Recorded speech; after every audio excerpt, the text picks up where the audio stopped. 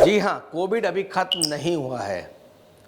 हम लोग कई वर्षों से कोविड से जूझ रहे थे और फिर एक नया वेरिएंट आ गया है जिसका नाम है फ्लड। इसने इंडिया में पांव पसार दिए और साथ में अन्य देशों में भी कई फैल चुका है। बात करते हैं इंडिया में लगभग इस समय कोविड के 1000 एक्टिव केस हैं, मौजूद हैं। और बात करते हैं बट इसमें कोई भी सीरियस केस अभी भी नहीं है, तो ये हमारे लिए अच्छी बात है।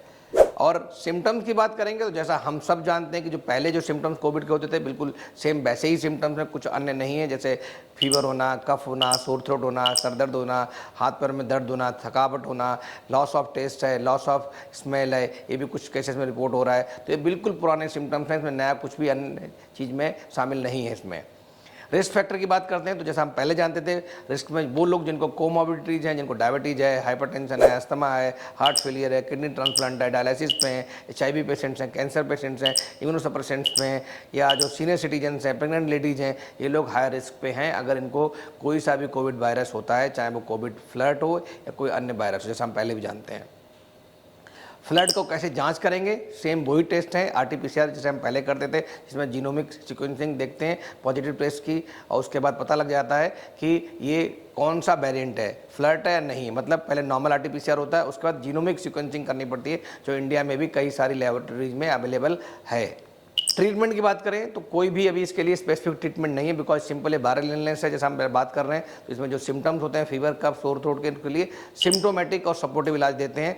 अगर कोई पेशेंट सीरियस होगा तो उसको भर्ती करके आइसोलेशन वार्ड में अन्य मतलब जो दवाइयाँ हैं थ्रू IV रूट्स दी जा सकती हैं। क्या प्रिकॉशंस लेने हैं? तो सबको पता है, बार बार हम कह चुके हैं कि कोविड अप्रोप्रिएट बिहेवियर ही एक ऐसा तरीका है जिससे हम कोविड से बच सकते हैं, इसको प्रिवेंट कर सकते हैं। मास्क पहनना है, भीड़ भाड़ इलाकों में नहीं जाना है, अगर आप बाहर जाते हैं तो फिजिकल डिस्टेंसिंग या सोशल डिस्टेंसिंग मेंटेन करनी है। और अगर आपको बार बार कहीं बाहर जा भी रहे हैं तो भी ध्यान रखें, या घर पे रहें तब भी ध्यान रखें कि हैंड वॉशिंग बार बार करनी है, हाथ बार बार धोने हैं, और नाक, मुंह, आँख को बार बार नहीं छूना है। और रेस्पिरेटरी हाइजीन मतलब खांसते चीखते समय कोहनी का या हैंकी का इस्तेमाल करें। और अगर आपको कोई सिम्टम्स हैं, वायरल सिम्टम्स हैं, फ्लू लाइक सिम्टम्स हैं, जिसको बोलते हैं इन्फ्लुएंजा लाइक इलनेस, कफ है, फीवर है, सोर थ्रोट है, बॉडी एक है, तो आप बाहर ना जाएँ, खुद को क्वारंटीन कर लें। जब आप ठीक हो जाएं तभी बाहर जाएं। अगर आपको ऐसे सिम्टम्स हैं तो कोविड टेस्ट भी करा लें।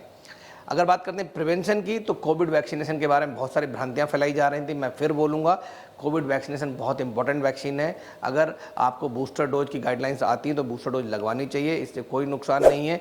रेयर केसेस में साइड इफेक्ट सारी वैक्सीन के होते हैं, इसलिए घबराहट की कोई ज़रूरत नहीं है। तो prevention is better than cure. तो प्रिवेंशन के दो ही तरीके हैं, एक तो कोविड वैक्सीन, और दूसरा भी बहुत अच्छा तरीका क्या है, कोविड एप्रोप्रिएट बिहेवियर। जैसे मास्क लगाना है, फिजिकल डिस्टेंसिंग करनी है, हाथ बार बार धोने, नाक मुँह, आँख को नहीं छूना है, और क्राउडेड प्लेसेस में नहीं जाना है। Thank you so much.